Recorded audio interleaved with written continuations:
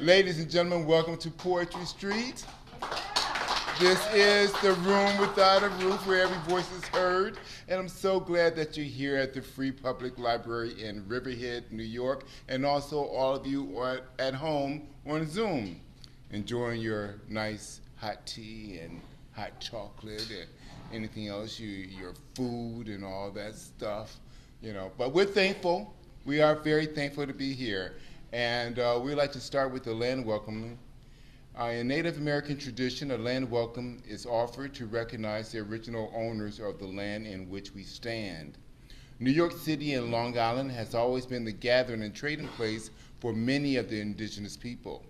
Poetry Street and our work in Riverhead and other areas of Long Island is situated on the ancestral and unceded lands of the Lenape, who are the original caretakers, also the Canarsie, the Shinnecock, the Montauk, the Reckonwalk, the Mansay, and the Haudenosaunee. We acknowledge we are guests here and respect the many indigenous people who live on this land and continue to make ongoing contributions. Ladies and gentlemen, once again, welcome to Poetry Street. And now it is my pleasure to introduce you to and bring up the wonderful, beautiful, and talented Emmy Award-winning Maggie Bloomfield.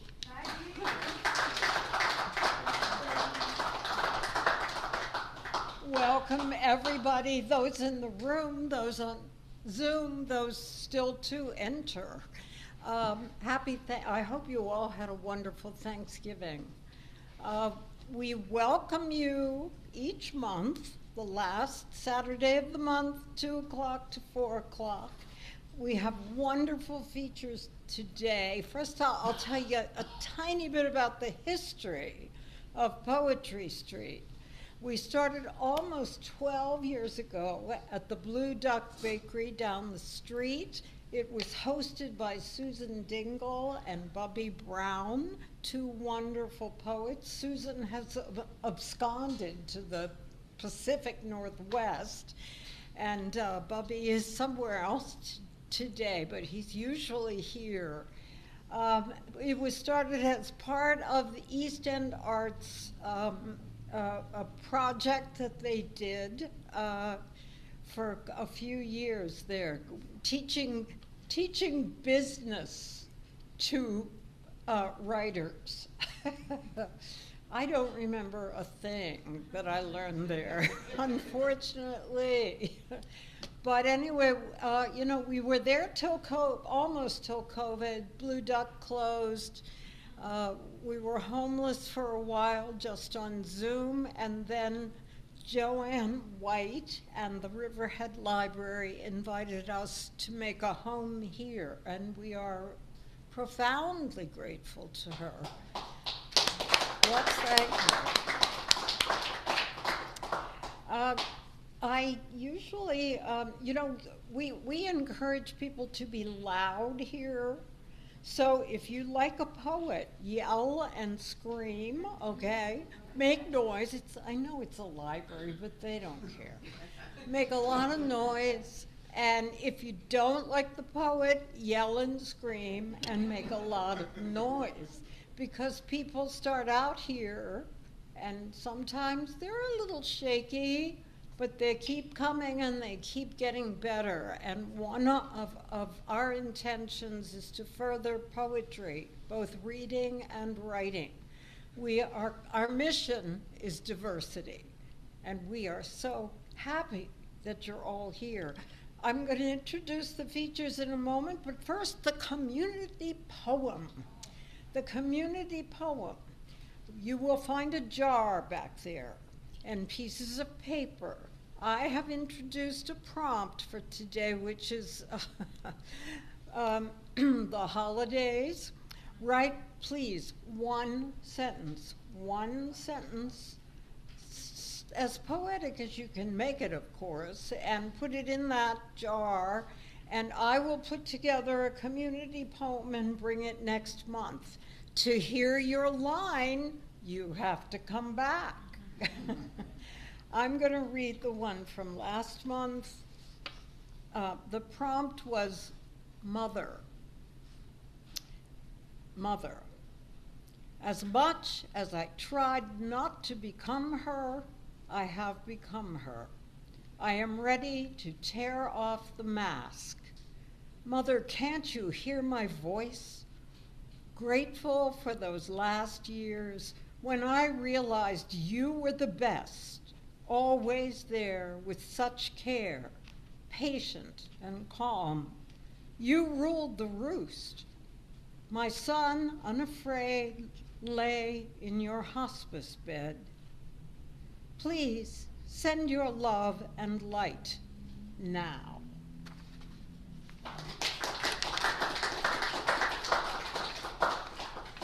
So that gives you some idea about the sentence you need to write. I usually have to change a few tenses, so if I screwed up your line from last month, I'm sorry.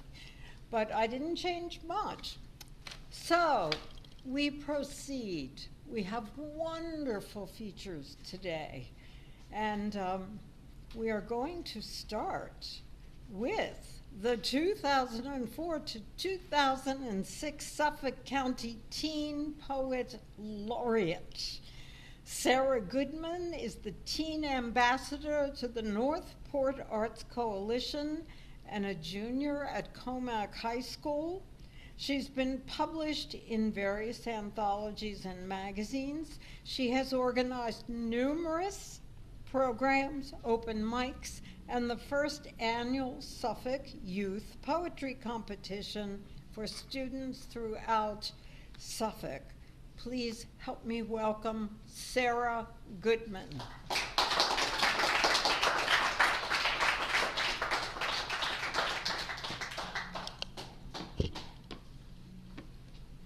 Thank you, Maggie. It's so wonderful to be here today at Poetry Street. As you all know, the Thanksgiving holiday just passed us, and I was so lucky to be able to spend it with my wonderful Grammy, who is here listening to our poetry today.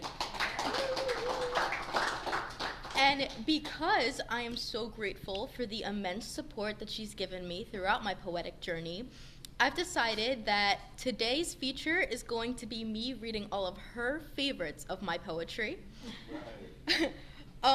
The first poem that I'll be reading is actually from the anthology that resulted from last year's Suffolk Youth Poetry Competition.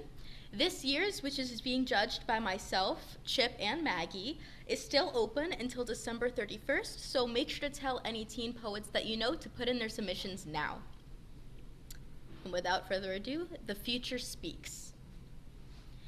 Do you listen for those quiet innovations emerging from the depths of this loud, crowded home?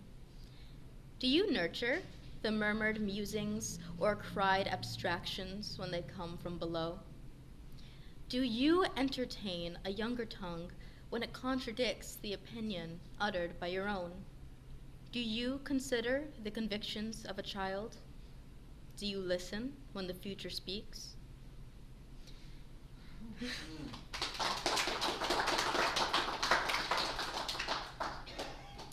The marina. There's a green grass field by the docks, onto which a momentary glance of sunlight hits and sprays like the satiny waves of the water onto concrete rocks, where time seems to gradually still, and dogs run about and little children twirl and shout like the headstrong winds against flagposts on harsh winter days. Across the bay, sailboats sway on the waves, and mussel finders haul a load to crack open shells that fell, which in turn are scattered upon the ever-vast bay shore. Just down the way, shops crop up in an endless row, a variety not unlike its people whom I know, and from atop the hill, the waters seem an endless depth of satin-top gray-blue well. And on the green grass field by the bay, there's a certain charisma which I can't quite name, watching poets spin sugared words like dancers spin to tune, and painters splash their color-stained water on the sills as time seems to still.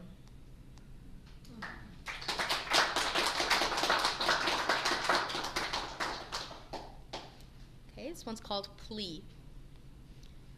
For all I have done, I, from whose adventures flowers do bloom, I who brings forth life like a mother's fertile womb, whose nectar sweet honey for any your use, for all I've done, I thought we might have drawn a truce.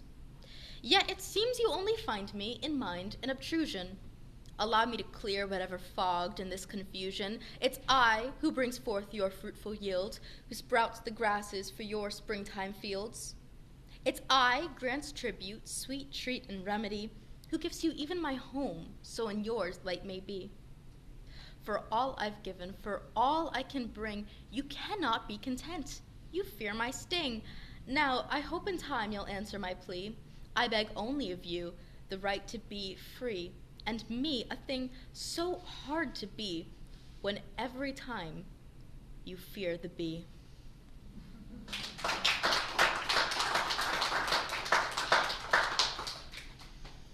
Endurance. I am dropped head first into uncharted waters. I feel the heat getting to me. I remain unbroken even as I rise to my boiling point, even as it threatens to change me. My brethren crack under the stress, I harden. And as they leave, suited for softness, I will remain the hard-boiled egg.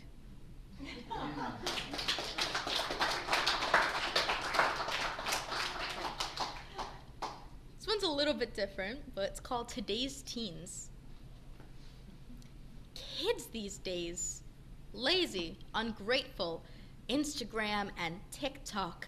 TikTok goes the clock strikes one, clock out, you're done. Time's up, you're gone, you're done. 1636, work hard, play hard, study as you breathe, eat, sleep. Here's a pat on the head, so proud of you. Better make straight A's, so proud of you. They're proud of you. Keep up with friends. Don't let friends end in loose ends. And ends never end. It never ends. Play hard, play pretend, and never question nothing if not the end. Parties and praise, so proud of you. And keep up with those A's, so proud of you. They're proud of you. You can't go to college without the extras. The extras make you extra better because you're not good enough without them. Forget the A's, but not really, because you need them. President of Club A, so proud of you. Captain of Team B, so proud of you. I don't have the time, but I'll use the time I once used to breathe. So proud of you. I need to make it, I can't breathe. Proud of you, help me, I can't breathe. It's consuming me. Can't you see that I can't breathe? This load that I'm struggling to heave, just barely alive, so I can barely live. Every second is critical in our destiny, every second filled with your endorsed anxiety, and we are still ungrateful and lazy. Back in your day, children played hard, worked hard, but your hard wasn't scraping skin off your bones to feed your family because the rent is higher than dad's salary and school doesn't pay any salary, and you're stuck in a quick run loop of misery. Is this any way to live? Tell me. Tell me. But at least they're proud of me.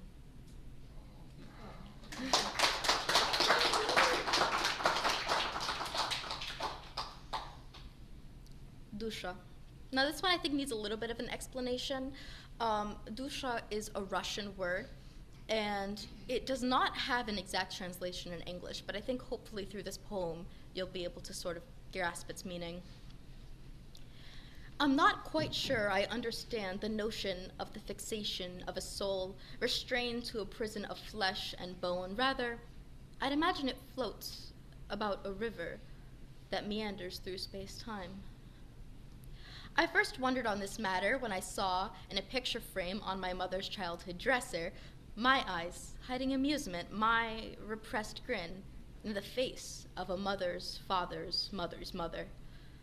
Or perhaps is it that I, a daughter's son's daughter, bore her eyes, her smirk?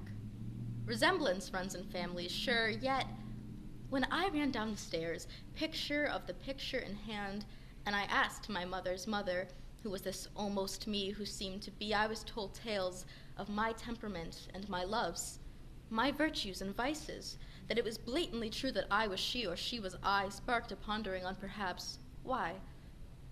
it was abundantly clear to me that this matter ran deeper than bone deep, further into familiar inheritance of a notion indescribable in English, dusha, most similar, I suppose, to our notion of soul, though it is true that I hold her mind, her heart, her body, too.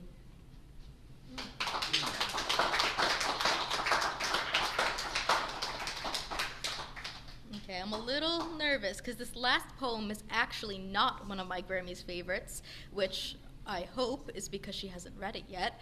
I actually haven't shared this one with anybody yet. It's inspired by A Tale of Two Cities by Charles Dickens, who I feel wonderfully displayed the issues of class and wealth disparity, abuse of power, and in the vein of Thanksgiving, also beautifully verbalized the importance of love. Musings on love. There is a great golden thread that ties together the world, twining through the atriums of our hearts.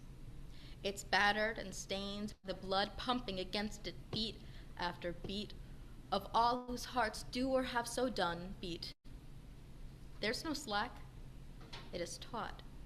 In good faith and truth, there is no scissor large nor small enough to do that sacrilegious act, as it is called for from the smallest hint of metallic glint. The thread is fed by needle through ventricle. It is inescapable that we all shall be pricked. The blood spilled from a burst vessel is worth the result the pricking pain brings. There is a great golden thread threaded through us all, sewing past to present to future. It's frayed, denounced by those afraid of the prick, running from the needle. Their inciting words work their way around the world faster than the thread can be fed. But the thread has stood the test of time, and words are only wed to minds so long as there are minds that can remember them. Denied matter does not cease to exist if it sits undeniably before the world. Their words will one day fade, and matters of import will matter once more.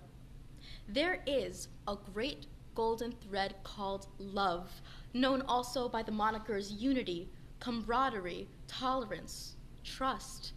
It is daily denied, denounced, disrespected, and misconstrued. It is put aside in the search for this mystical, omnipresent truth, as if the two are not so tightly intertwined. As it has been, and it shall be, for as long as the measure of time. As it has been, and it shall be, for as long as conscious minds seek freedom from fate, often blatantly blamed when in truth it's once again the thread. The thread is tense. It's a blood-stained, frayed, ineffable thing to behold. It is ancient, bearing the marks of age proudly in its weariness and strain. You cannot expect love be brand new just for you. Your aortas are not thimbles to protect you from the needle's prick. You are meant to bleed, to stain the thread with blood of your own, worn proudly for as long as life remains. Tell me love is not worth heartache. Let it slip from your tongue as roughly and as swiftly as hate. I'm willing to wait. I'm willing to take our feud to fate. Let fate, if that is your faith, open your eyes to see inside yourself, where it is love, not hate, that runs the drumbeat through your veins. There, throughout time and strung taut, beaten with blood, strung throughout countless hearts, denied and ancient, frayed and fed always, there. Find the great golden thread. Thank you.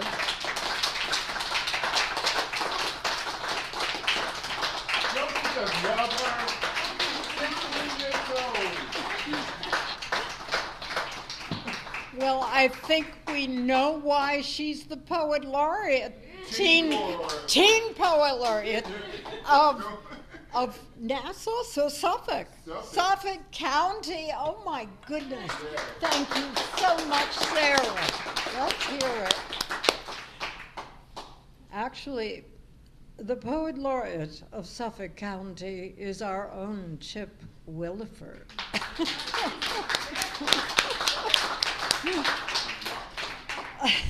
Well, yeah, I'll get to him. Oh, that was just beautiful. You brought me to tears. You're so young. Okay, next up We have someone new to Poetry Street. Um, BluPoetres is a Brooklyn-born educator and poet blending two creative passions. A high school dean, she uplifts voices through poetry, publishing, and her brand, BluPoetres Creations. Her work, Afrocentric, honest, and bold, includes sonnets, a journal, and a poetry collection. Help me welcome BluPoetres. We are happy to have you.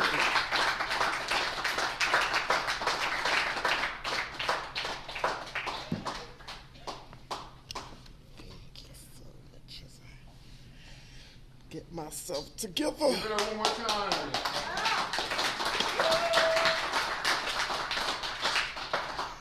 Thank you, Maggie. Thank you, Chip, so much, and Poetry Street for inviting me here today. I'm going to give you a little hodgepodge, a mix of things that make me the poet that I am. So you're going to get a little bit of everything, and hopefully you enjoy everything that I'm going to feed you today. My first piece is So Black. I'm so black, God created me to make Eve jealous. I'm so black that King Tut and Nefertiti offered me their thrones.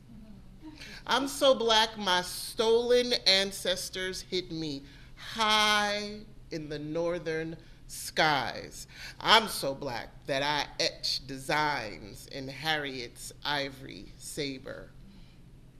I'm so black that I kept little ruby bridges entertained while Rockwell painted the problem we all live with.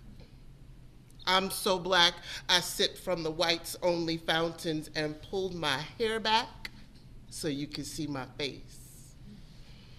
I'm so black I watched Mamie and 1,000 mothers bury her only son in an open casket. I'm so black that sitting in the back of anything is no longer an option. I'm so black I fight by any means necessary with no dreams deferred. I am so black.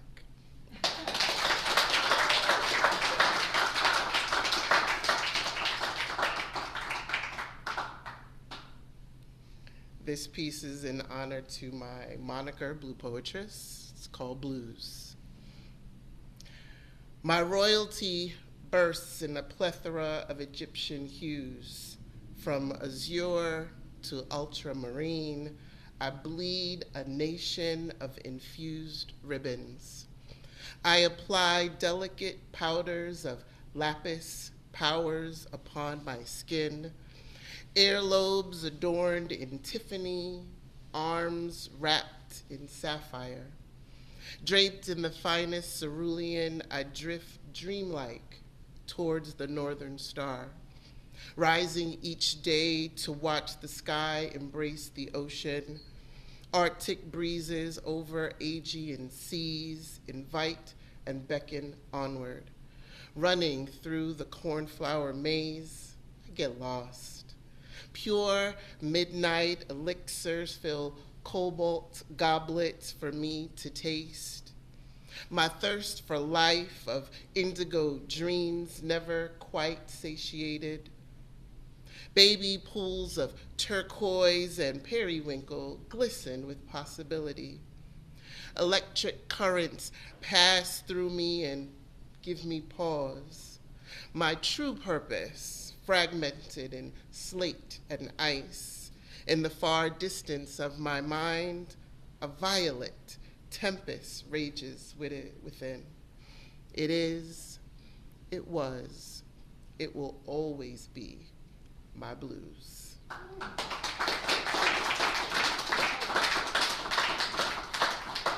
Yeah, as an English teacher, that one took a long time because that's every single color of blue in there. Okay. Just had to put that out there so you know. My next piece, Healing Words. Poetry is the salve you didn't know you needed. Grab you a haiku or an aintu and rub it deep into your pores. Prose meant to soothe your aching and concrete mind. Instead of shea or cocoa butter, try lathering a sestina or acrostic. Hard times deserve elegies for lamentations or odes for elevated tones. Do not allow the strain of the day to steal your joy. Turn on a warm ballad and let the stories of your ancestors allay your fears. Feel the weight of the outside world dissipate as you pour a tall glass of Sinclaim.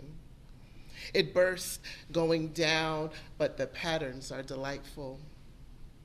Your body aches with the heaviness of the isms of our time. Your narrative is epic and extraordinary. The mere heft of it too much.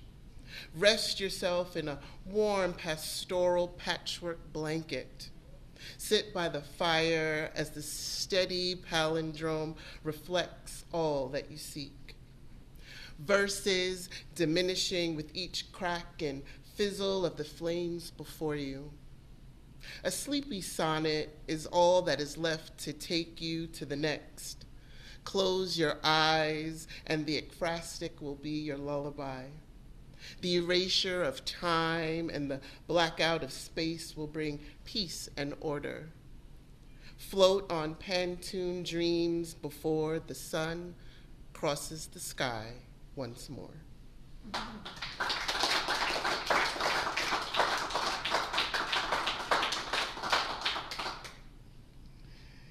This piece is for all the educators out there, because in the real world, I am an English teacher. Tomorrow's grace. Today, he calls me auntie and shares his red cherry fruit snacks. Yesterday was who the heck you think you're talking to, Miss SMD? Today, she hugs me hard to the point of exhalation and promises for the third time this week that she'll go to all her classes. Yesterday, I called her father after finding her in the back stairwell with a boy she swore she didn't know. Today, he holds the door open for the freshman on crutches and helps him swipe his ID card.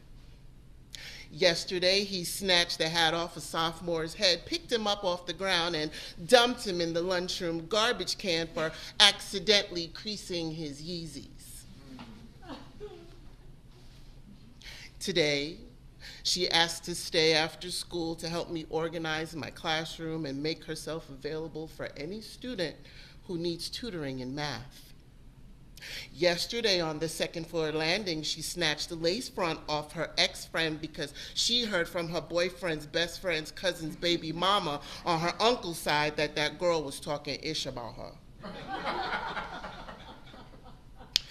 Today, during the fire drill, he stopped a teacher from almost getting hit by a car that blew past the deans and our stop signs. Yesterday, during fifth period, he pulled the fire alarm because he was bored and can't stand that chick that teaches Spanish. Today, she sat at a table in the front lobby for 3 periods straight, rallying teachers, staff, and seniors over 18 to register to vote, citing chapter and verse why it was their civic and moral duty to make a difference. Yesterday, she walked up to a student 3 times her height and weight and spit in her face for stealing her iPhone and telling lies with receipts. Today, he gave a motivational speech of his life to his football team after their 8th loss in a row that left teammates, coaches, and parents in tears. Yesterday, he called the lunch lady for denying her entry into the lunchroom. One, because he forgot his ID card for the third time this week, and two, he actually belonged in AP Bio. Today, she quietly asked you to walk her to gym class so that she can thank you privately for not calling her mother after she was dress-coded for a see-through lace top and pasties. Yesterday, she was dress-coded for twerking in her see-through lace top and pasties. Today, he whispers to you that there are 3 boys shooting dice in the back of the basement staircase. Yesterday, he had to get phased by security, not once, not twice, but 3 times for suspected drug and gun paraphernalia. Yeah. Mm-hmm. Today, she and her 3 besties arrived to school on time with a cup of your favorite Starbucks caramel ribbon crunch frappuccino with almond milk, whipped cream, and caramel drizzle. Yesterday, she and her 3 besties sat on the floor in the last stall of the girls' bathroom, vaping and sharing fireball shooters. I sigh. To my students, know that it's never too late to create a better today for yourself and those around you. Grant yourself peace to start each day anew. And to my teachers, please make space and forgive your students for their many, many, many yesterdays. It takes just one teacher to show them that they are more than the mistakes of their past. Woo.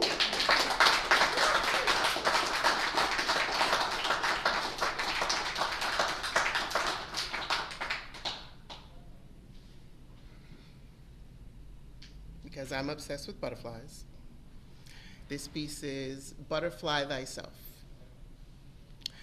Majestic breeze propelling auspicious flight.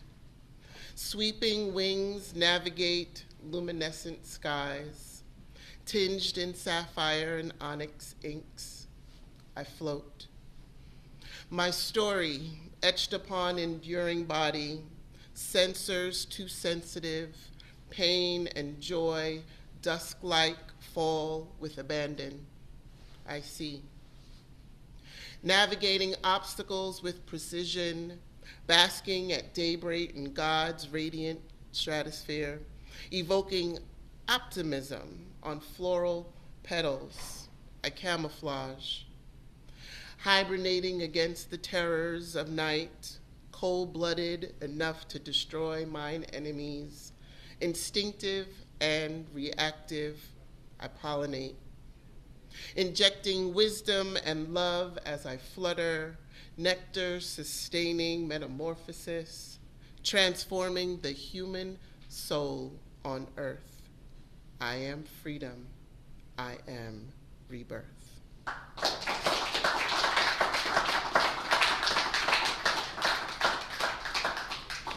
And then, because I got to plug my book,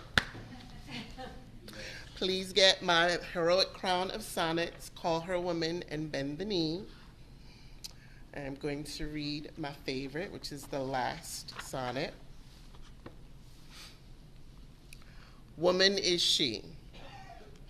Mother, daughter, sister, woman is she. Whether cut in marble or stained glass, precious as diamonds and metals is she. Never question her station or her class. She creates wonder from her very womb, threading promise and faith for a new life. Watch her closely, for her life is in bloom. Limit her not, she's more than just a wife. She is brilliant, her wisdom catches light. Hers is a story that will never end. You cannot censor her, for she will fight. Her stellar magnitude should not offend. She shall reign victorious, you will see, and you will call her woman and bend the knee. Thank you.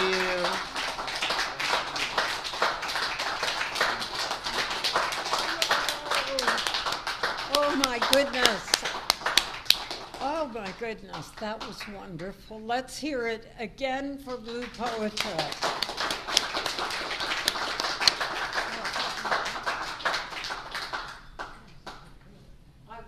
I was so moved I forgot my papers. So far, so wonderful, right? Let's hear it for both our features.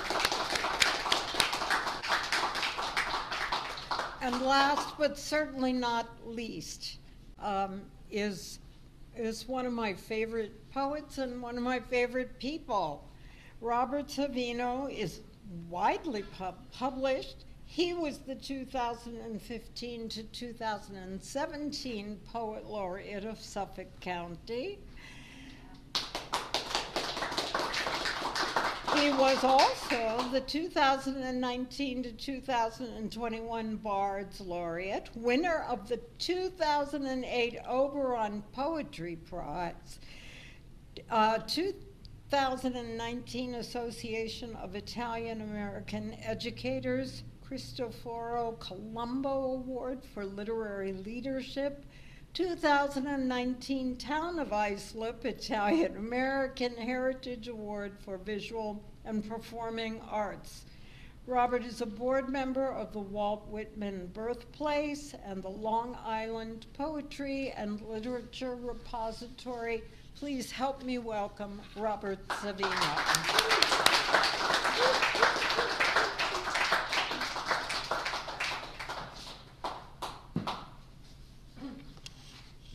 Good, nice and loud. Can you all hear me? Thank you, Maggie. Thank you, Chip. I've been a friend of Poetry Street for about 10 years. When I first met Maggie, Susan, and Bubby. And now you have your own Poet Laureate here in Chip.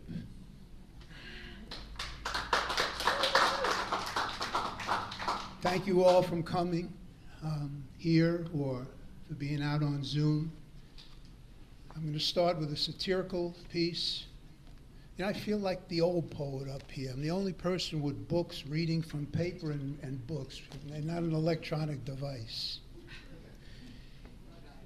It's a satirical poem from Fireballs of Illuminated Scarecrow. Tick-tock, the THC clock. A spring journey with Lewis Carroll, and I'm keeping time with Alice through summer. Surrender the less safe dream to a backdrop version that begins black and white, then embodies prismatic color. Age doesn't relieve the anxiety an angry queen of hearts bestows on my ticking clock. A deep inspiration from the hooker of a young caterpillar is breathtaking after drinking burgundy wine. Kaleidoscope colors implode, racing to tea with the Mad Hare and Mad Hatter, and the mystery withdraws from sleep in a breath of life that has become mine. Winter colors begin to tone blended seasons and pursue hands of time, spinning the wheel, each turn faster, with each page of the book now magnified. Everything becomes more of a slur, a blur, outright obscurity, fear of falling through the floor, fear of being trapped in the looking glass, fear of the Cheshire cat who is only a grin.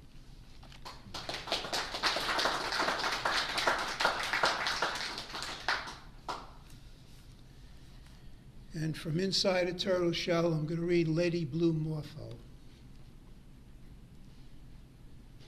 I have saved you once from the crush of death, from rubber ridges of new souls of children romping in the playground, not too far from your cocoon.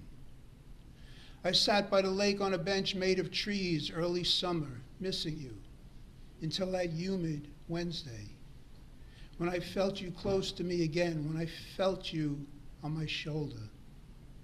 I knew it was you by the titillating tickle, a tickle that would return each day, but not for long before it disappeared. Disappeared only to appear again one overcast day, that blue Monday, when my eyes opened to a murky lake from a tingle on my wrist, that fond, familiar tickle. Alas, a beautiful collage of cerulean peacock and ultramarine, angel-winged, fluttering a bit flirtatiously, best friends again until summer's end.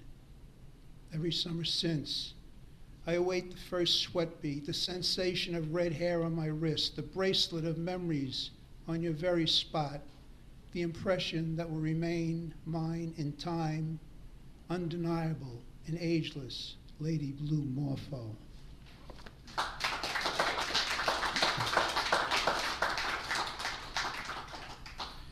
Title poem from this short nature chapbook, I'm Not the Only One Here.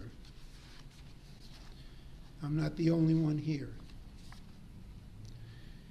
Shadows of trees create art on the man-made trail.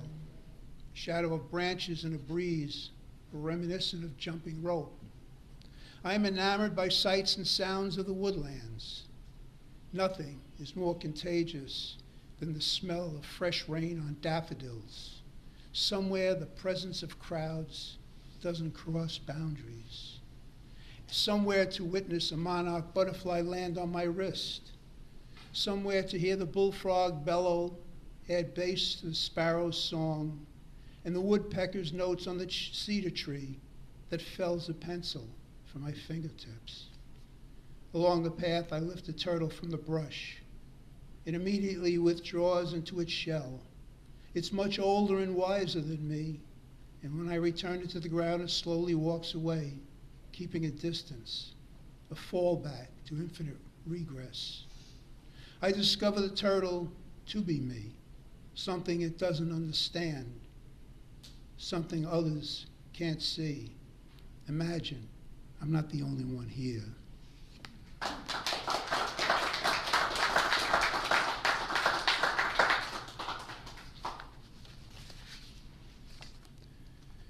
So my Thanksgiving poem.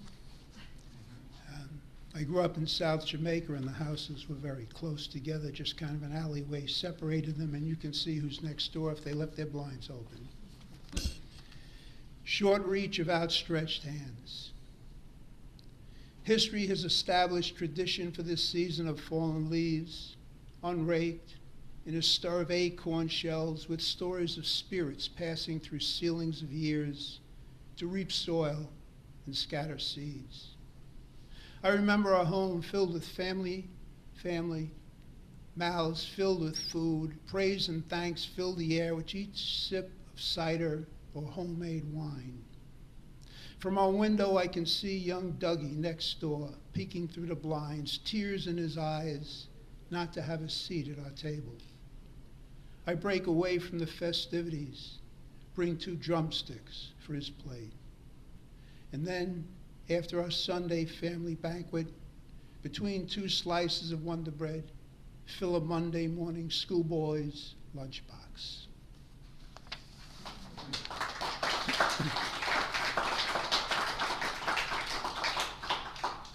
Thank you. Cosmic connection. Saturday's moon reminds me of Sunday morning come too soon, waking from a dream to watch the slow drip of a coffee machine, measured by the slow clock's minute hand, a Zen moment still in the eye of the day star. It was every Sunday at 10:30 a.m. when I would call Mother. She would always pick up on the second ring. Father would never answer the phone, but I'd always hear the undertones of his voice in between wheezes. Ask if he's still playing ball. Mother would laugh, discuss the week in review, and with a story of her first place bocce team in Florida.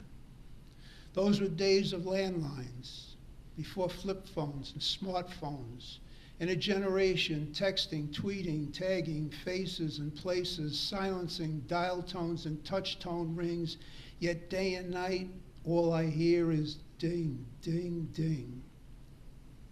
These days when I rest my head on the pillow of dreams, I count the years and say goodnight to two stars twinkling so bright, as if it were Sunday, 10:30 a.m.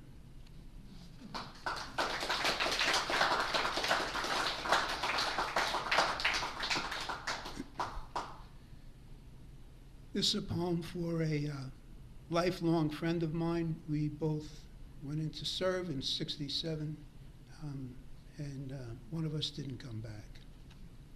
So long. It's been so long since we never had the chance to say so long. You left for Paris Island. I shipped out for the Great Lakes. That was so long ago. I had a dream we were together again back in the old schoolyard, pounding classmates with snowballs. This past year, I mailed you a Christmas card, like in our forlorn military days. I don't know why, because I knew. Christmas morning with one eye open to a shadowed room of nested holiday cards. Your envelope rests on the fireplace, stamped, addressee unknown.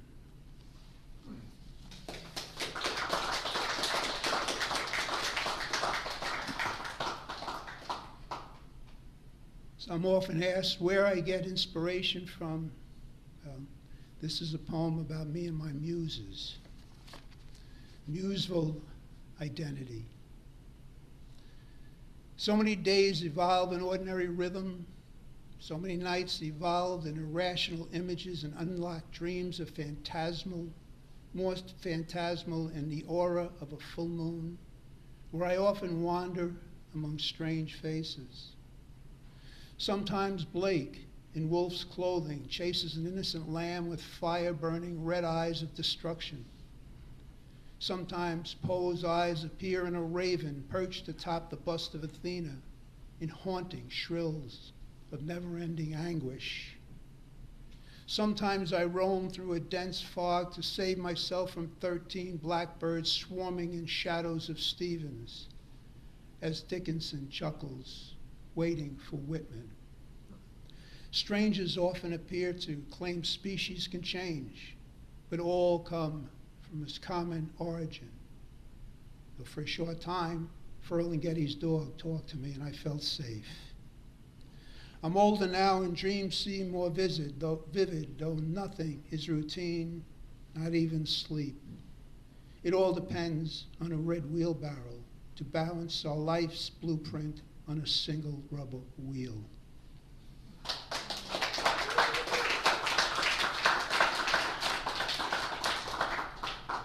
So I'm going to close with a confessional poem that many of you may have heard before. I actually read it as a feature at the second anniversary of Poetry Street at the Blue Duck. Wow. That was a while ago, huh? Make no revision. Once a year, it's a requirement of Catholicism to confess sins. But I didn't know priests can now see you now as clear as if it were the Meade Island pathmark on Friday. He never asked how long it had been. It was written across my face. But he asked how I sinned. Father, I disobeyed spell check twice a day. Dangled participles regularly. Covered O'Hara's lines once, pirated Pound's words 4 times, and stole the only copy of On the Road from the local library in my junior year. I'm envious of Rexroth and Rimbaud, and lust for lines that intoxicate the atmosphere in the White Horse Tavern.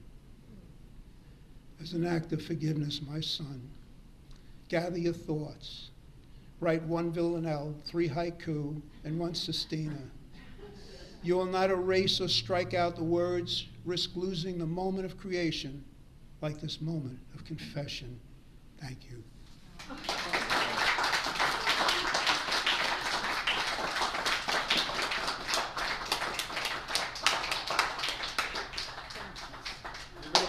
All right, let's hear it for Robert Savino.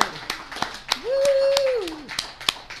Oh my goodness. What an afternoon of poetry. Let's hear it again for our features.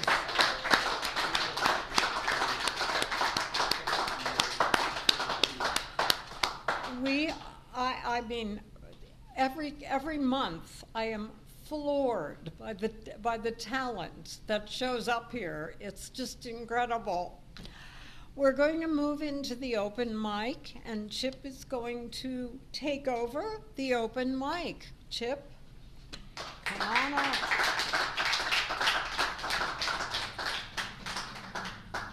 All right, let's give it up one more time for those amazing features. Sarah Goodman, BluPoetres, and Robert Savino. Awesome job. Thank you so much. Thank you so much. Okay, we're going to start the open mic with this young man. He runs open mic feature at Green Space. Ladies and gentlemen, Vinny Colon, the author of That Old Wooden Bench, my friend. Good to see you. We can go over the procedures. Oh, yes. We want everyone that comes up for the open mic to only say one poem, 3 minutes max. And if you don't need that introduction, just don't do it. All right, great. Let the poem speak for itself, There right? you go. Thank you, Vinny.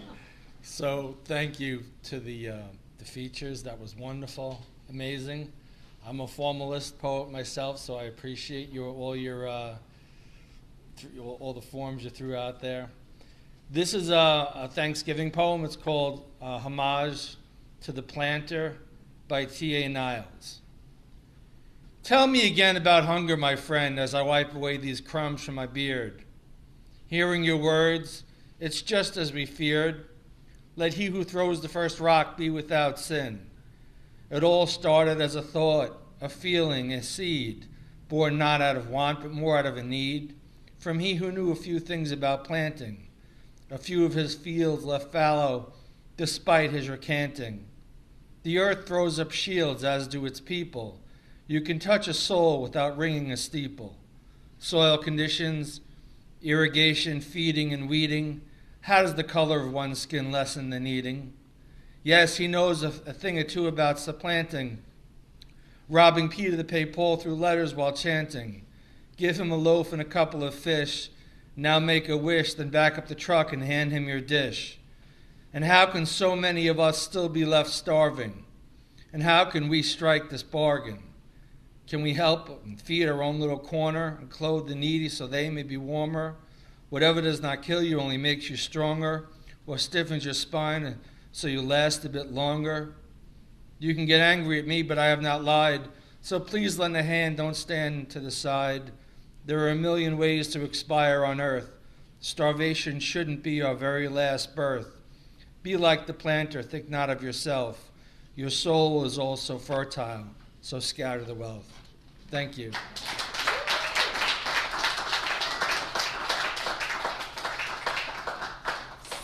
Scatter the wealth. I like that. Jen Siff is our next person. Please give it up for Jen Siff, who also helps us hosting sometimes. Ladies and gentlemen, this wonderful lady, Jen Siff.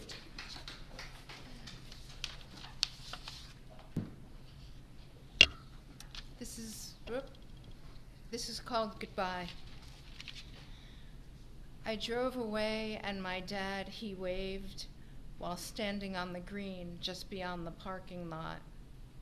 I waved back from my beat-up old Honda while his arms swept the sky, right then left, large and straight, as if to be seen by a child, while standing on the green just beyond the parking lot. I drove toward the road till I could no longer see him.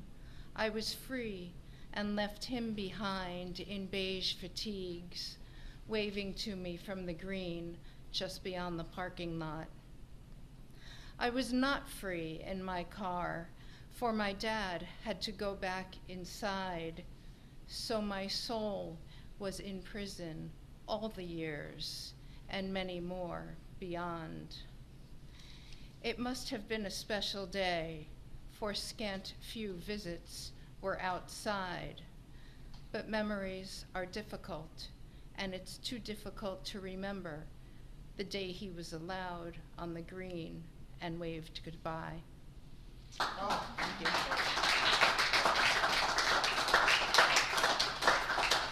That was so moving. Thank you so much, Jen. Now let's go to Zoomland, and Queen of Zoomland is Claire Lunsberry. Claire, who do you have there? Okay, the first person we'll have read is Virginia Walker, followed by J.R. Turek, and then we have Bob Hayes. And so far, that's it from Zoom today. Awesome. All the way from Shelter Island, Virginia Walker. Yeah, hi, Chip. Thank you.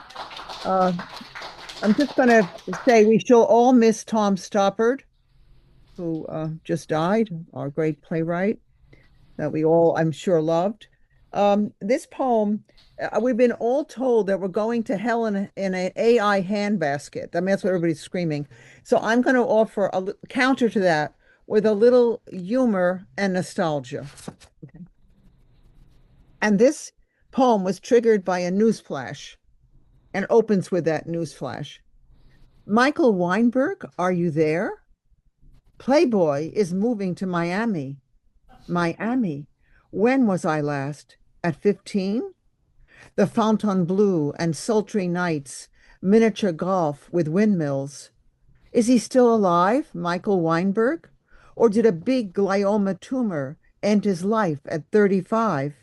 Did he forget me? Forgive me?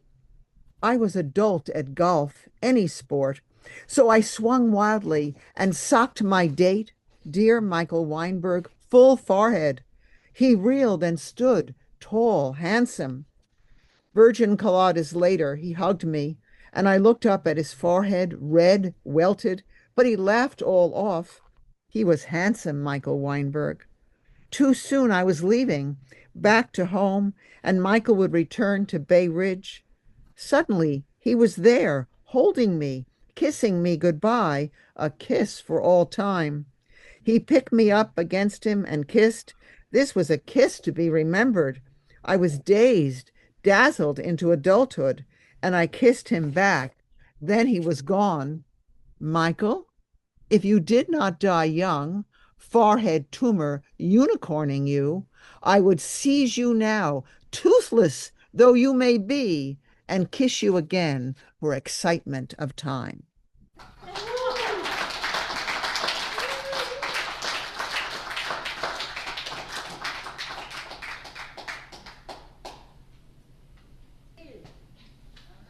We have J.R. Turek whenever she's ready. J.R. Turek.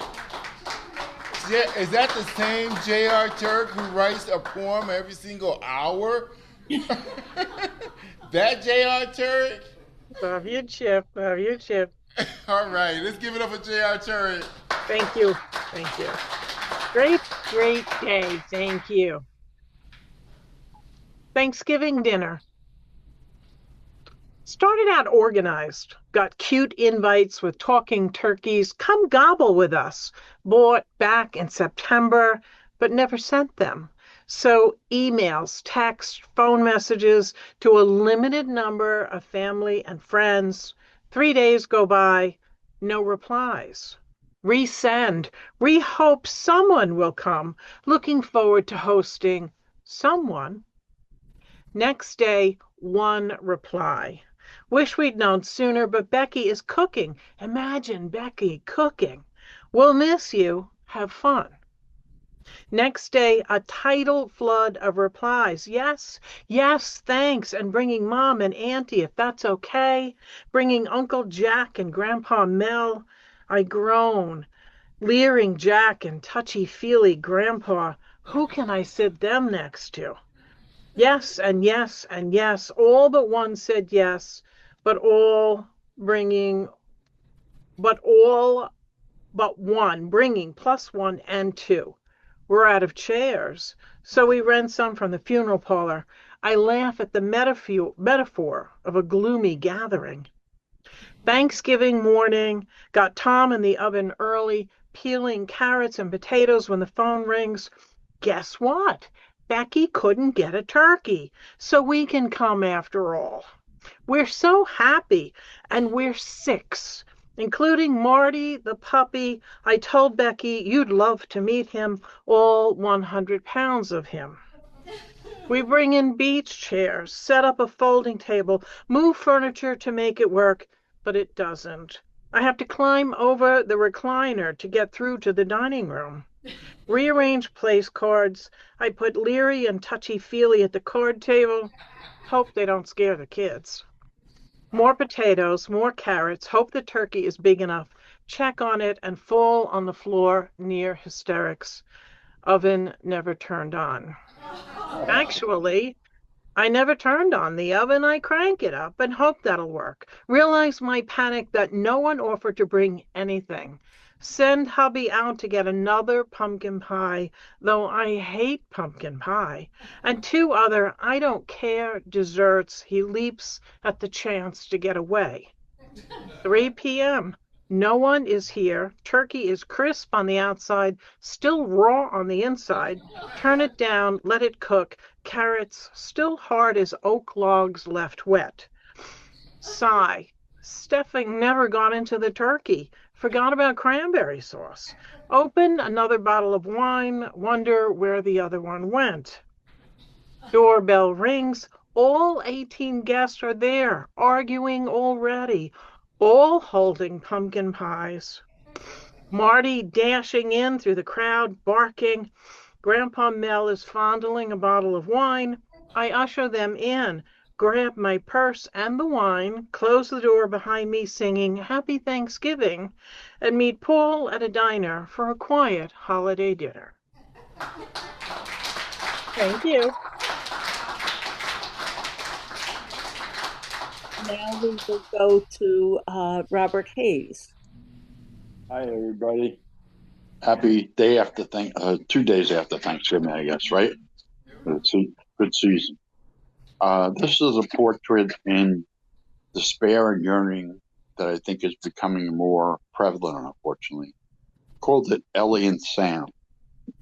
Sam sat in his recliner, staring out into space. Ellie, I miss you, hon, he said to himself. How long has it been now, he thought. My God, it's been 18 months now. The big sea finally took her.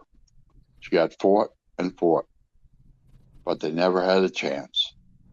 They both had worked so hard, but when the government slashed health insurance, they lost coverage for stop treatments. Some folks never have a prayer, he mused. She had been doing so good on her chemo, but the costly payments that had been covered vanished, like a specter running off into the night. I guess it was actually good she faded so fast, he sighed. Oh, Ellie, I miss you so. Thank you. Thank you so much for that, Bob. Okay, so we're going to come back here to the Riverhead Public Library and ask Donna Munoz to come up and read. Donna.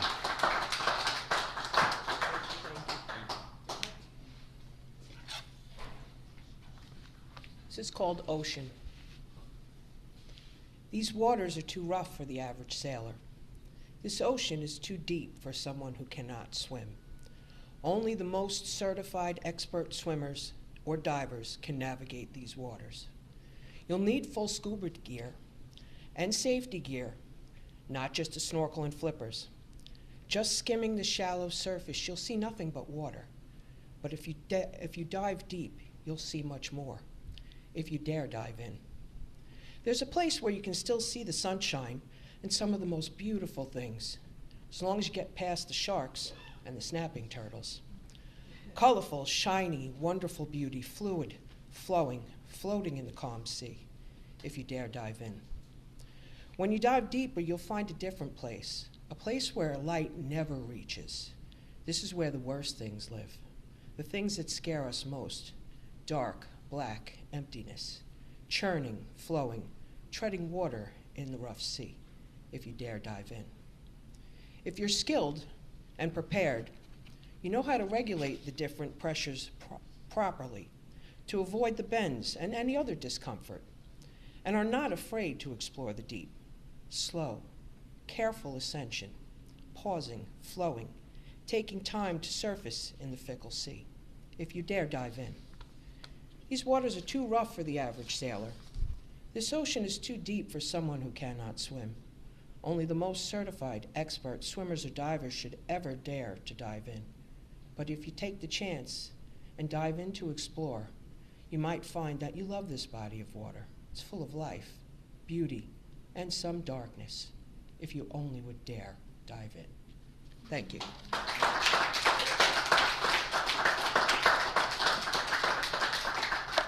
When I dive in the water, it has to be clear water so you can see. Went scuba diver once, I had a great time. Okay, so Bill Batcher is on our film Poetry Street on the Road to Film, and he's here today. Ladies and gentlemen, please give it up for one of the fathers of Poetry Street, Mr. Bill Batcher.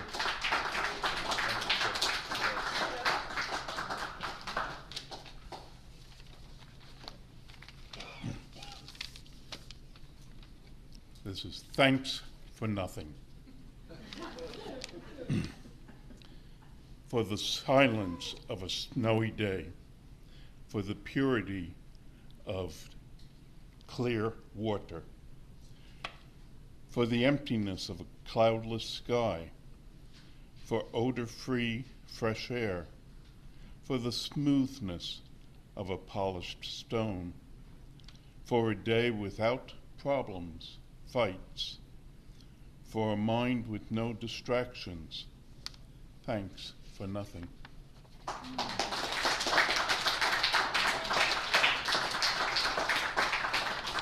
Thank you, Bill. Appreciate you so much. Patricia Richardson. Patricia. Oh, there you are. How you doing? Come on up here. Welcome to Poetry Street.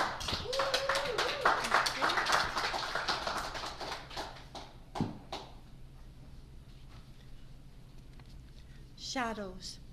Can you hear me okay? Yes. Because I don't like these things. A little louder. Okay. I'd rather say it without it, but.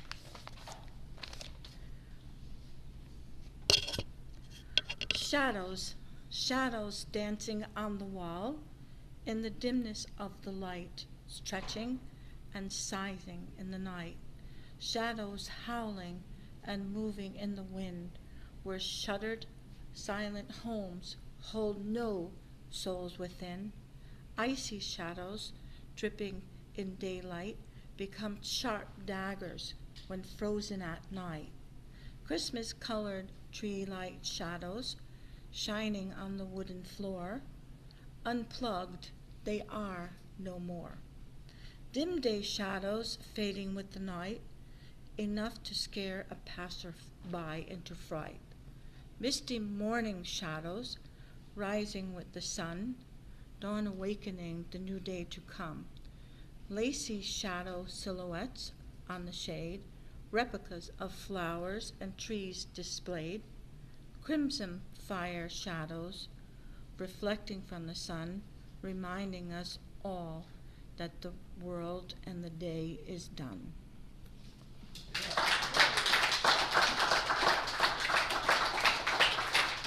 That was wonderful, Patricia, and we're going to need you to come back next month.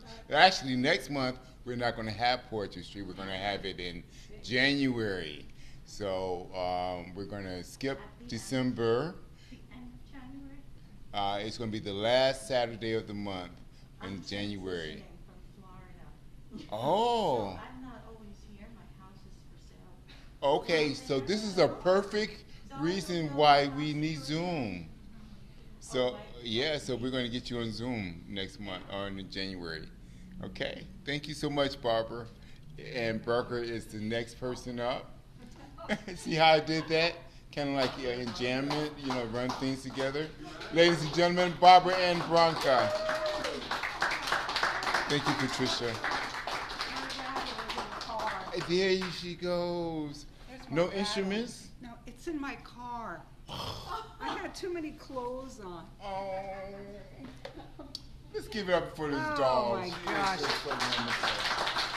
I'm a little goofy today.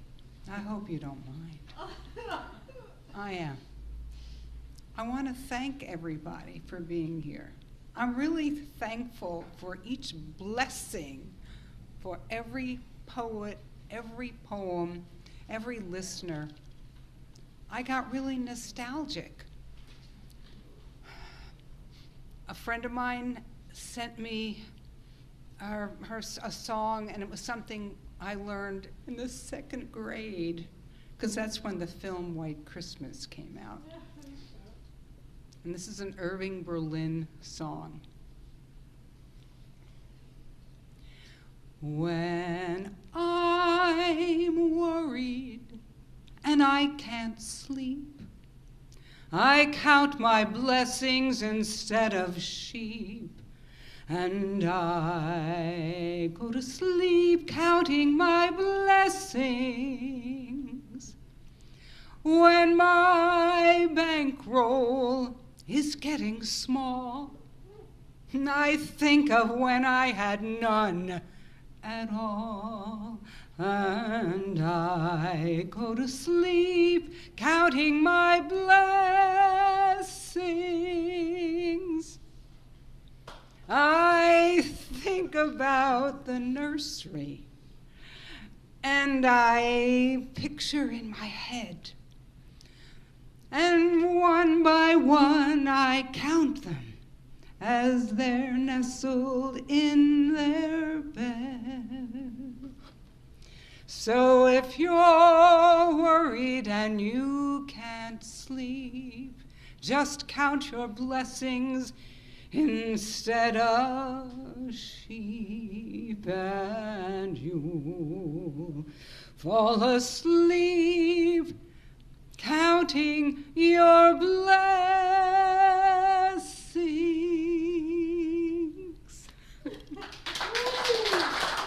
Happy holiday. I know it's corny, but Rosemary Clooney recorded it. It was a big hit of 1954. That's George Clooney's auntie. Wow. Yeah. Beautiful, Barbara. Thank you. I, too, would like to sing, but I can't. What is it, 88 keys on the keyboard and none of them are mine? Okay, so here we are back at the Riverhead Public Library. We're going to ask Jeff Thomas to please come up and read for us. Ladies and gentlemen, please give it up for Jeff Thomas. Oh, you got to come on. I know it's a hard task. You know, Barbara, she's pretty incredible. Too bad. That's what you saw. Yeah. Give it up for Jeff Thomas.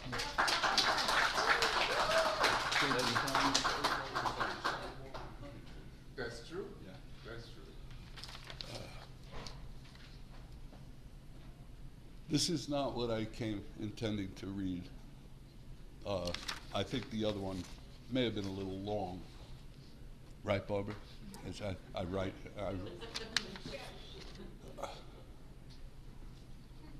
That's assault. Oh, yeah, this one's called Joy. And if you laugh at this one, you're weird. I can no longer, yeah, there we are.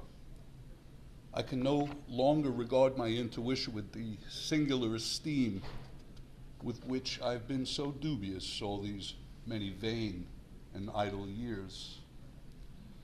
The inevitable and hungry world has overreached the analytic vantage of men hauling steel nets in a mackerel rain, scraping oil-lit tangents with a pick or sickling sheaves, and replace the priority on reflection with results gained by an atomic directness of purpose, raking the pearl from fingers stunned for the occasion,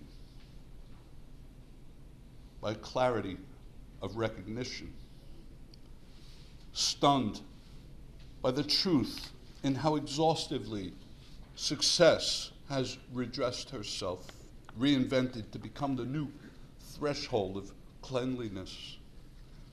Across the floor beyond the hemwork of this pale pub light, Uncle Arrogance retrieves a notebook from the inside silk left-vested purse and smirks. Adored cigar pub lizards top down turbo chrome spoke weekend Hampton Daredevil magazine apostles and assorted guests, dissolve my confidence in my faith. Fan blades skip across the spectrum in a sweaty glass of pale India ale, like how sugar melts in the wormwood, or those spare owls populate the squalid rooftops on the crack-filled streets of Inwood. Let a song be named Joy of Man's Desiring. Let a song be named Joy of Man's Desiring. Sorry about this. One that soothes tired working men and women, unconcerned by whose trouble eased whose loss.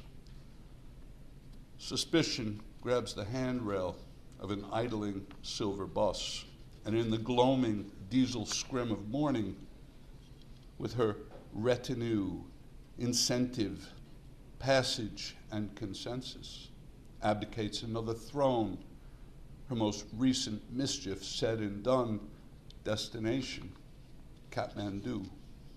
As the slow fan in its mildewed orbit glides and clarity returns the summer day and IPA to some aphrodisiac gossamer of dandelions.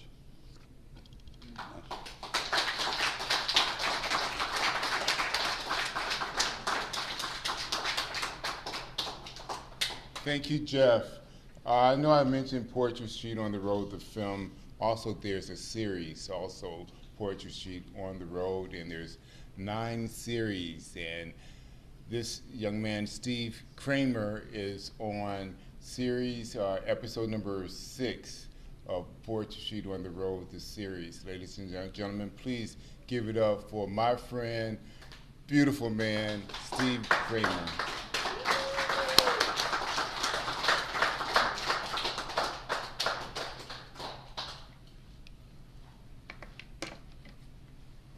This is my Thanksgiving poem-ish. Free the soybean. I am revolted by the annual ritual slaughter of tens of millions of turkeys. Mitchell Cohen, Why I Hate Thanksgiving. Free the soybean. Free the soybean, brother.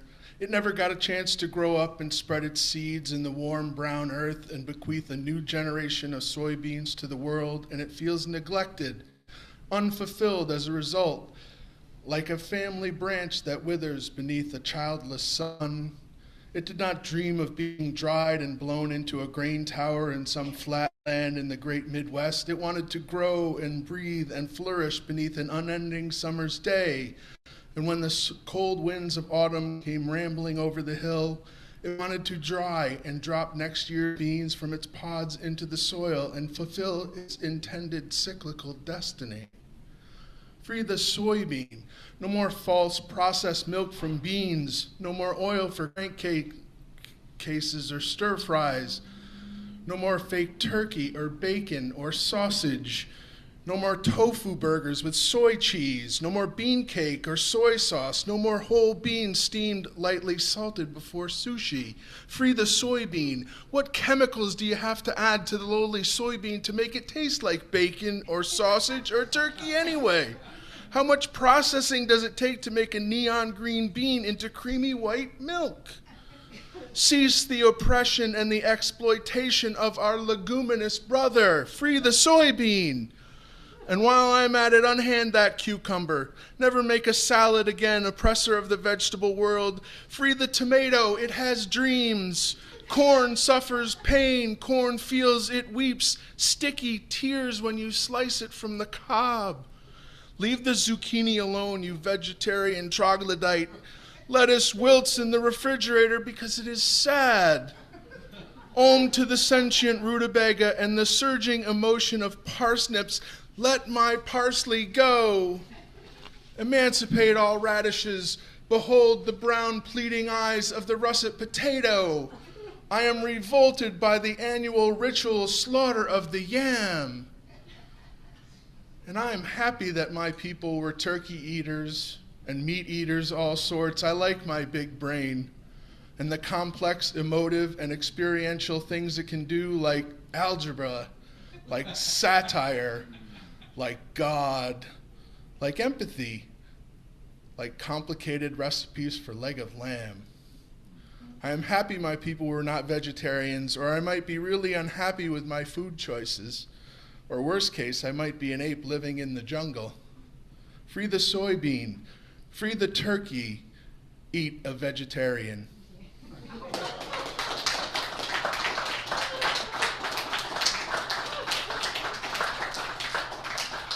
I just love Steve Kramer. Yes, sir. So Susan Semarade is our next person up. Susan, very nice lady. Please give it up for this wonderful lady.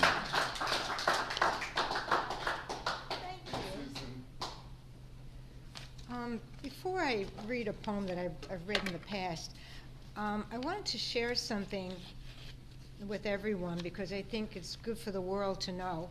On October 29th, I think it was, a walk of peace began with about 15 monks from Fort Worth, Texas, to Washington, D.C. They just asked if you walk with them in peace and harmony. And if you're interested in watching this or learning about it, you can get it on Facebook or Instagram. It's just called the Walk for Peace. So I really urge everyone, because it's like a miracle. I've been watching it, and I just see the big, strong Texan police officers with tattoos getting a blessing bracelet from one of the monks. So I feel like East is meeting West, and maybe peace can prevail. So I wanted to share that. Okay, so this is If Only. When I sit on my cushion wrapped in the white shawl I crocheted, breathing in the sweet fragrance of the incense, gazing at the little tea candle in front of the Buddha statue, I enter a different world. From the ethers a quietness descends, automatically the breath deepens. The portal to my inner eye opens, and universal light streams forth. I'm wise when I'm on my cushion, not as soon as I sit. No, it takes some time, and not always, but mostly. Focusing on breath, with deep breath in and long breath out, over and over again. The veil of delusion lifts slightly. Defilements I'd rather deny are blatantly revealed. Unkind thoughts, judgments, criticisms, I'm ashamed to confess. But with admittance, awareness blooms. Like the crocus peeking through the snowy landscape, if only I could wrap this glimpse of wisdom around me like my shawl and take it with me through the day. Instead of fretting, vexing, letting my mind spin out of control. I've been down this path before, many times, too many times. If only I could wrap this insight around me like my shawl, take it with me through the day. Will I only be astute when on my cushion? I'm berating myself for where I think I should be, instead of acknowledging where I am. It's a process, after all. A toddler falls many times before they're able to walk. I'm an old toddler, a late bloomer, but I'm here now, on my cushion. Deep breath in and long breath out. One day, perhaps, this shawl of wisdom will be with me throughout my day. Some recompense for time spent on my cushion. Calmness, stillness, awareness. Thank you.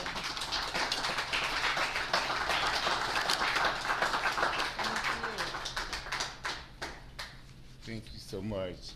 A shawl of wisdom. Wow, that was great. Claire, do you have anyone else that would like to read, like Kirk? Kirk is going to read, and then I'll read, and hopefully we'll hear from more in the room. Okay, awesome. Thanks. Kurt Lawson.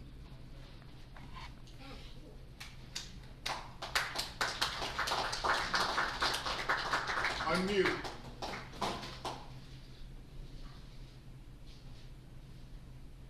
Kurt, can you unmute? Thank you. There we go. Yeah, my computer locked up for a moment. Sorry about that. No worries. Well, I'll tell you, great features. Fantastic hearing everybody. I'm Kirk Larson, and I co-host the open mic at Hicksville and at Paula Kersey's reading, and we are delighted that Chip Williford, have you ever heard of him? He's going to be our featured reader in December, and you're all invited down. Unfortunately, we're not hybrid yet, but I really hope you get to come down one of these days, and I really look forward to it. Oh, here we go. Can you hear me okay? Yes. Yes. This is called I Shouldn't, I Should. I shouldn't be looking at this. I should be writing a poem. I should be composing witty verse and not wasting time on my phone. I shouldn't be scrolling and sending. I shouldn't look at just one more. I should move on from draft to amending if I want to get words out the door. If I spend one more minute, it will turn into 8. If I don't write a poem, the poem will be late. If I write while I'm scrolling, my words could be lost. That is, I fear, too expensive a cost. I hope I'm witty in the morning because I'm too tired tonight.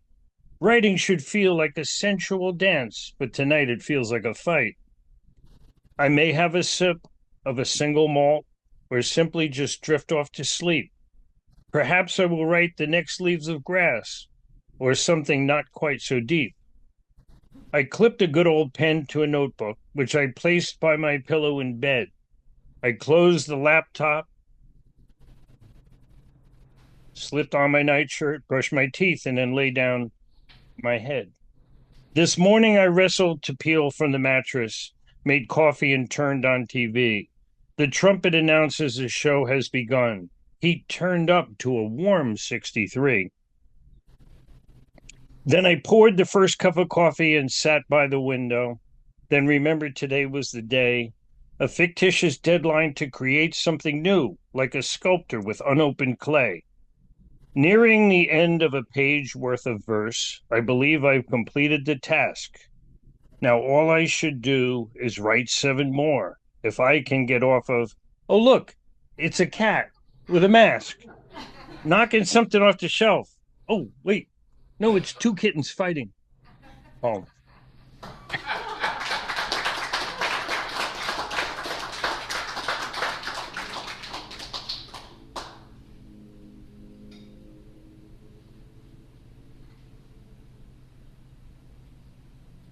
Thank you, Kirk. That was wonderful. And now Judy makes me share whether I want to or not. So again, I'm in draft. The sophistry of the ill-informed astounds me.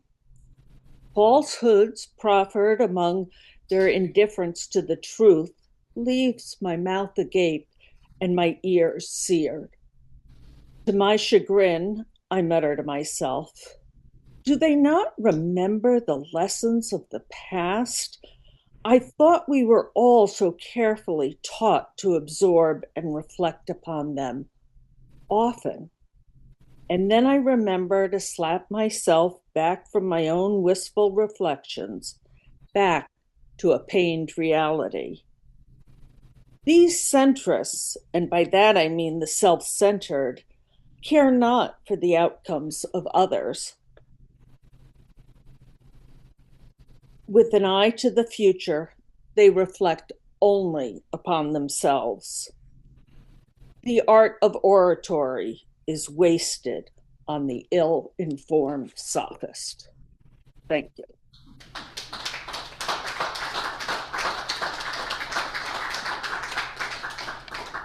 Thank you, Claire. We have a few more poets in the room that we're going to get to, but I would like to read this poem first. It's called A Mustard Seed. The birds were chirping, although I could only hear the silence very loudly. Looking blindly within myself, random thoughts ran rapidly through my mind. I stared at the motionless ocean of words I could never say, the quandary of just how complicated my simple life came to be without you here with me. I know I was leaning on the edge of a futureless past. I was stuck still with only a mustard seed's weight of hope for tomorrow. Without stumbling through each day, I searched for answers to questions, for peace of mind. I even prayed. Tap, tap. I heard chirping birds singing praises of a life without a care. My beloved was dead. I was devastated. I was furious. The day went on, and I was alone, overwhelmed with pain.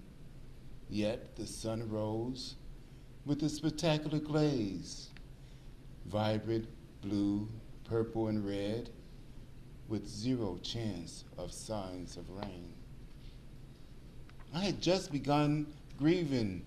Damn birds had the nerve to sing.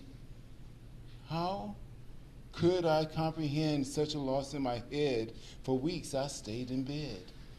Tap, tap, tap at the windows. 2 little birds did I see, annoyed at first. After a while I watched astutely. Cheerfully did they play, then swiftly flew away. Even with just a bit of envy, I admired them. If only I could be like the birds, to myself did I say.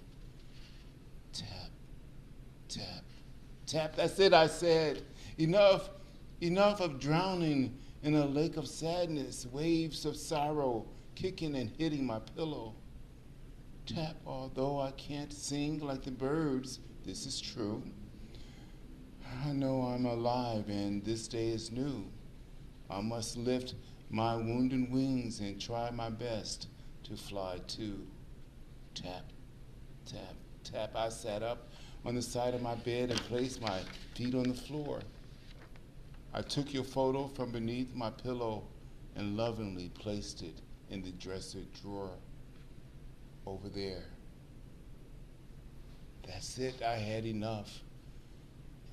No longer will I just be here still, stalled in a futureless past, with tomorrow's promise held hostage, as today ticks away with the aroma of life shifting and sifting the stench of regrets.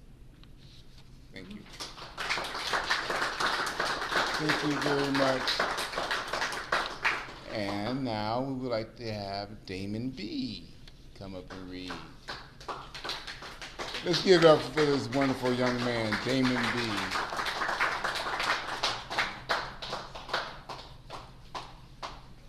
And now for my next trick. I will condense all of this into 3 minutes. Time me. The moment I became you, my father, my mother, my caretaker, taking care of what we both have come to love, listening for the contradictions, giving birth to innovation from atop each wave that breaks free a piece of sea foam in which time seems to stand still as the wind makes whimsy of Poseidon's repressed grin. Hard-boiled perspectives, deviled amongst the collective, taking on extra electives, because being sunny side up doesn't seem to be enough. Not for the children of men, lacking in faith for anything bigger than the 5-fingered plan, living down by the river in a van. Denied matter does not fade. Instead it waits, delayed in patience, made to stretch the threads of fate, meant to demonstrate how love can sometimes turn to hate, until butterflies are sent to forgive the caterpillars for their mistake. So open your eyes to see inside yourself, delayed but not denied, waiting in patience asking for help, watching the many-colored creatures pollinate, or else. For to be so black as this, that the cat who crossed this path is compelled to laugh. 9 lives later, even the premier species finally claps, watching the cosmic space dust from the northern star eventually make its way to my many-chambered heart. And today, we hold the door open for the horse we've brought to water. Tomorrow, we beat it back to life, restoring the Lord's order.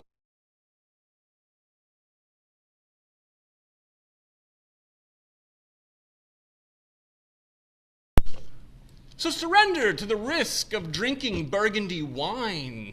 Life becomes a blur, words become a slur. Yet afraid still that the Cheshire realization may occur, as the serpent slithers in cycles so cyclic such that it makes every path in the labyrinth clear. How can you be lost if you were never something to be had, gone completely mad? But at least I'm not the only one here. History remains on repeat. Messages in bottles written on fallen leaves, whispering in Cytherisms, resembling a language spoken by trees.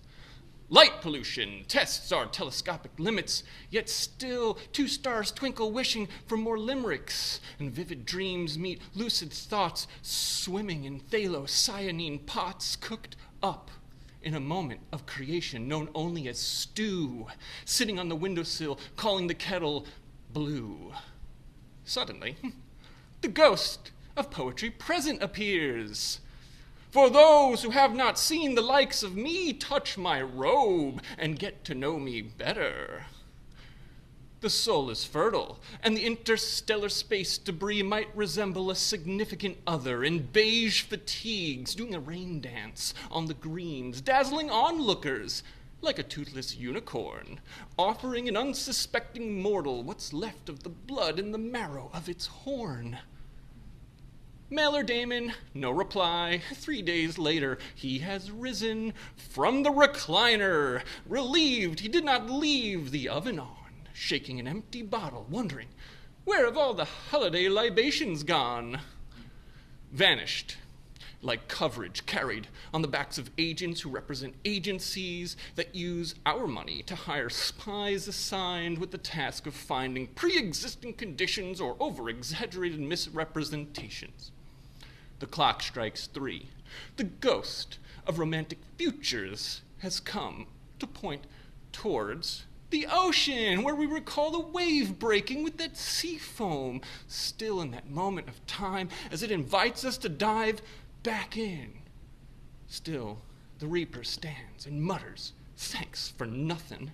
For if these shadows are not altered by more cowbell, then I shall return to affirm that your run on the surface of earth is done. So sing and dance, counting your blessings while you still have a chance, celebrating appreciations before heading off to sleep, keeping track of all your shepherd's sheep. The rumbling of the hunger of the Industrial Revolution exhausts these fickle icicles over Uncle Angst's insatiable desire to drown French beaches in oil and pop the heads off dandelions while ignoring all the signs of soybeans in distress, withering beneath weapons of neglect. Famine rides along in pestilence as conquest comes over the 7 sisters of abundance. Monocropping depleted soil, window shopping in a delusional state of redundance. What toil, wanting now to wrap this glimpse of wisdom around my people like a shawl, ready to defend the kingdom with unmitigated gall. For you, all of you, are my everything, and this is me giving it my all. And if I spend one more minute, it'll feel like an eternity, and if you might try this trick with your own spin on it, our heads will collapse and reveal the sophistry of misguided concepts in reality and the unrealistic hourly exploitation in the pursuit of more money. But the birds know better. A zippity-doo-dah, never to be fettered. A tippity-tip-tap, treating our heads like a coconut, as if we all needed a hat. Thank you.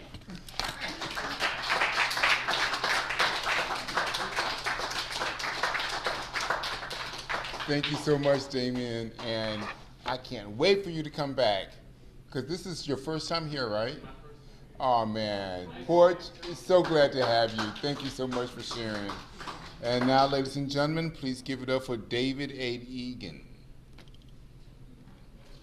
Let's give it up. He's walking all the way from the back of the room.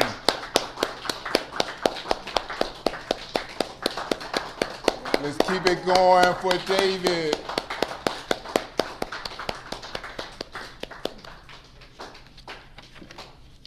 David Egan.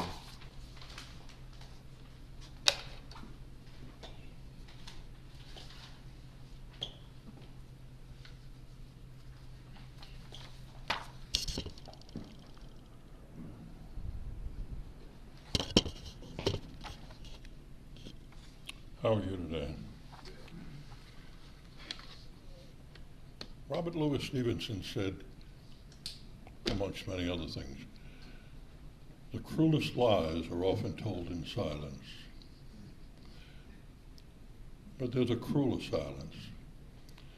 And that silence is when we fail to commemorate things that have been driven deep within our conscience. And we forget. Because some things cannot be forgotten.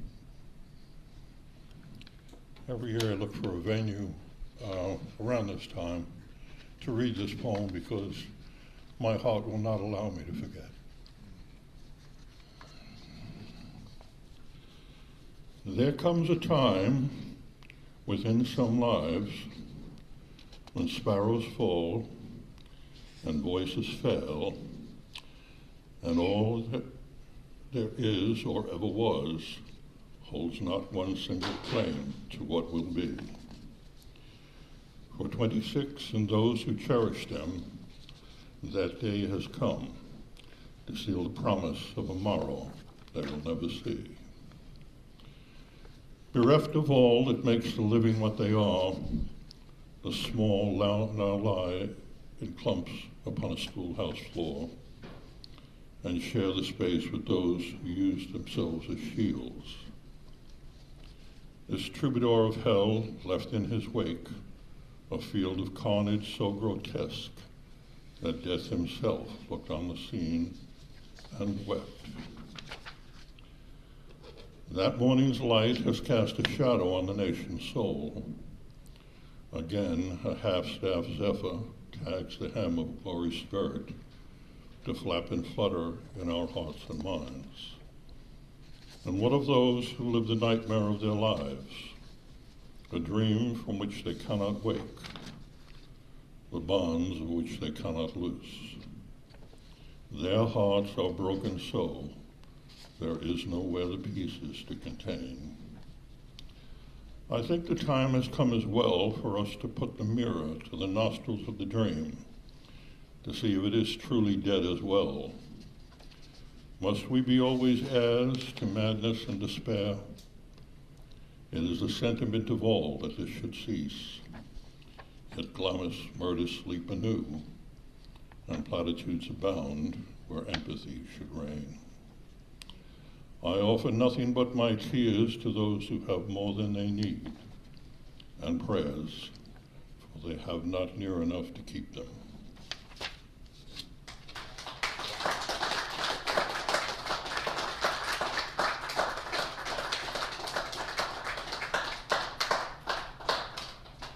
Thank you so much, David, for that. Anyone else here that would like to read? Who can we find?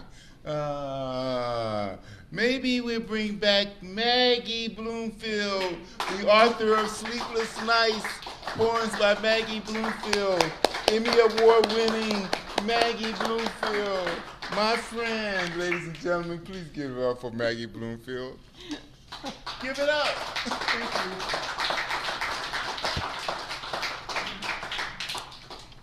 Humpty Dumpty, 2025. Humpty Dumpty wobbled on the wall. The children below bellowed for a fall. Humpty, the last of his kind, hid tears behind his spectacles. He knew his fate, written long ago. There were no eggs left to feed the children. The chickens all dead from bird flu. The children were hungry and cruel.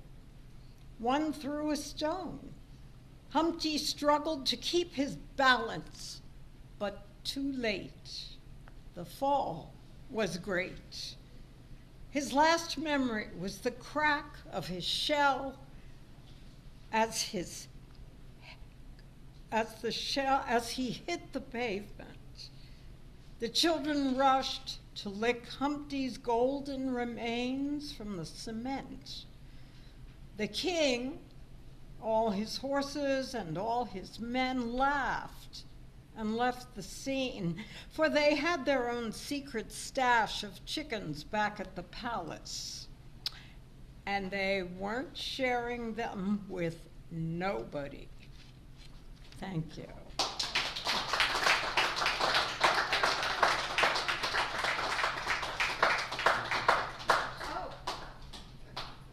Okay, we are going to bring the features back for one more poem. Sarah, you're coming back, babe.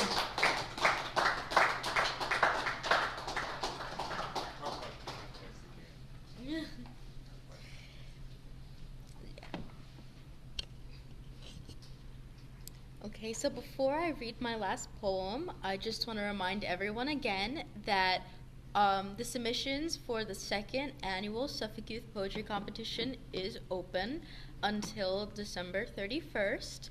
Please remind any teen poets that you know that live in Suffolk County to submit. We will be judging with myself, our lovely Maggie, and Chip. And so it is a wonderful opportunity. We have publishing opportunities, and luckily this year, an $100 first place prize.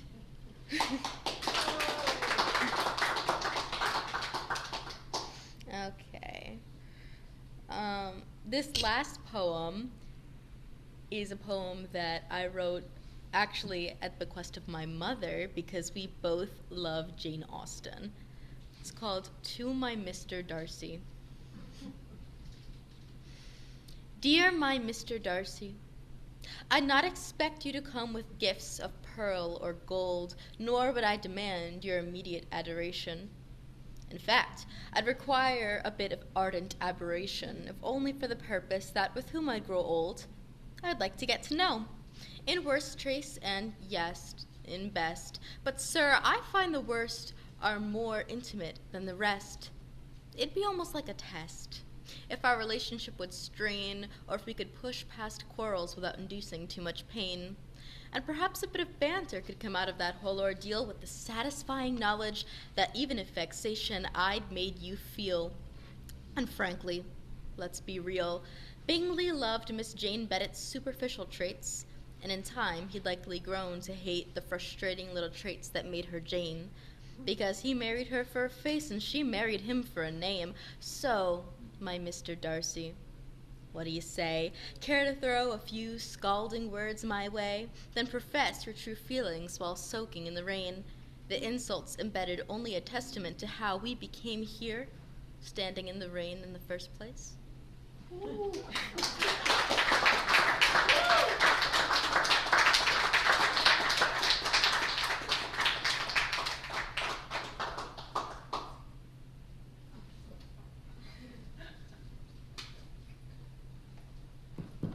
Next up, BluPoetres.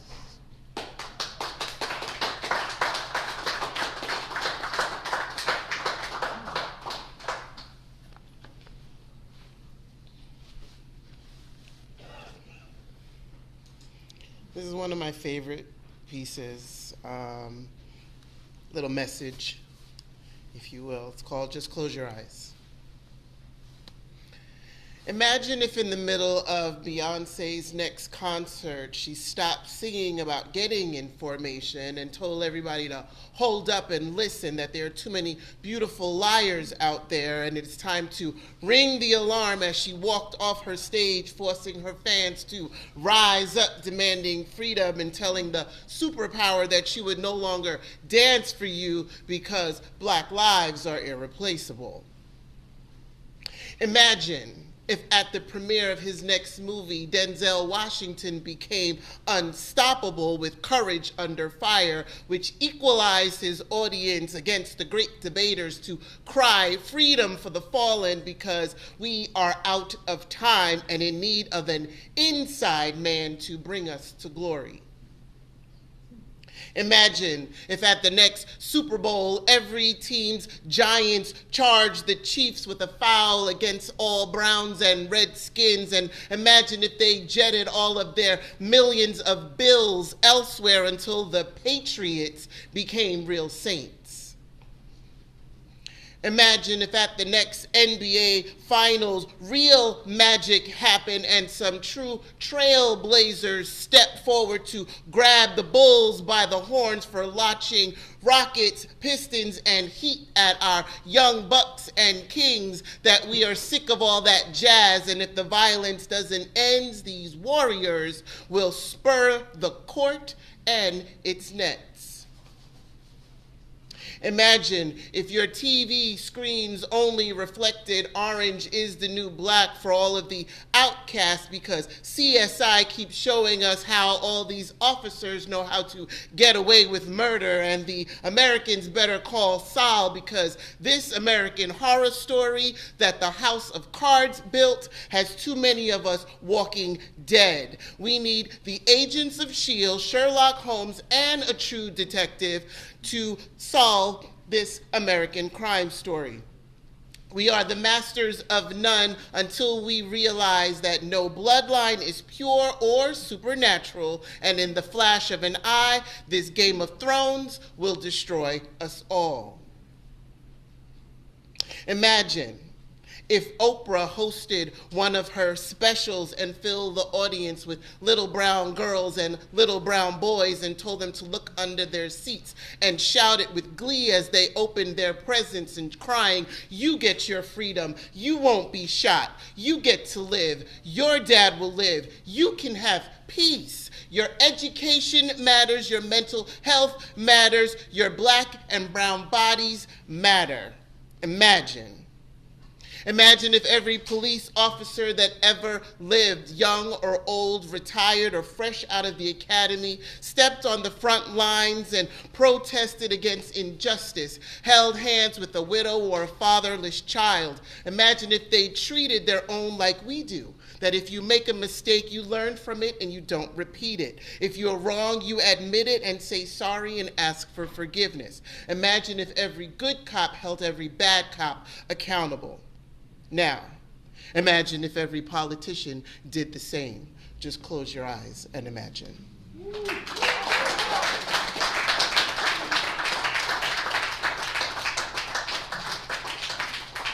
All right. Yes. Hey, she's got books for sale.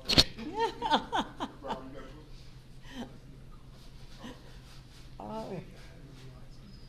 Okay, we'll bring back Robert Savino. Thank you.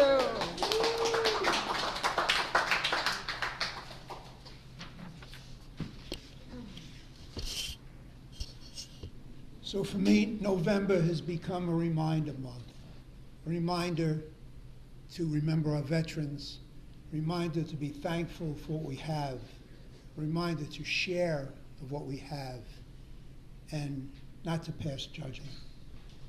Who knows hunger? He sits on a side panel of a Westinghouse box. Tattered blankets cover his torn army jacket, the kind that fills racks in a surplus store. Each tipless gloved hand holds a flimsy coffee cup, one with 4 green grapes browning at the stem, the other barely jingling, nearly empty of change, chilled by the constant draft from city foot traffic. Another beggar, I thought. Shameless, hopeless, a sidewalk assemblage of offensive stench. Until I turned to buy a hot salted pretzel and tripped on the toe of well-worn boots. These were clearly Army issue, Vietnam campaign. I began to remember more than I can tell. I was younger then, bitter, but not cold. We made eye contact. He opens his mouth as wide as he could and smiles a toothless smile. And from deep inside my pocket, I stuff his cup.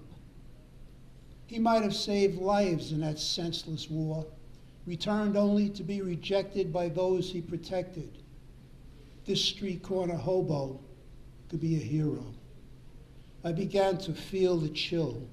Platoons of passers-by racing to catch the heated homebound express, shuffled to avoid him without leaving a nickel's worth of hope for a single scrap of comfort. Thank you.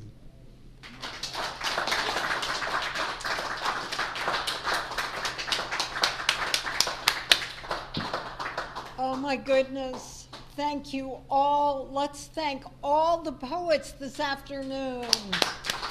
Come on, Chip.